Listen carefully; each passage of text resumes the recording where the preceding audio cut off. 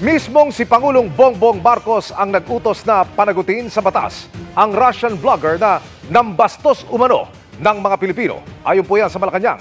Sabi ng palasyo, nakarating sa Pangulo ang mga ginawa ng vlogger. Kabilang sa mga nag-viral ang mga panggugulong pareho sa tema ng mga ina-upload niyang video. Kaya anya ipinag-utos ng Pangulo sa PNP, CIDG at Bureau of Immigration na arestuhin ang vlogger na sinampahan na ng mga reklamo.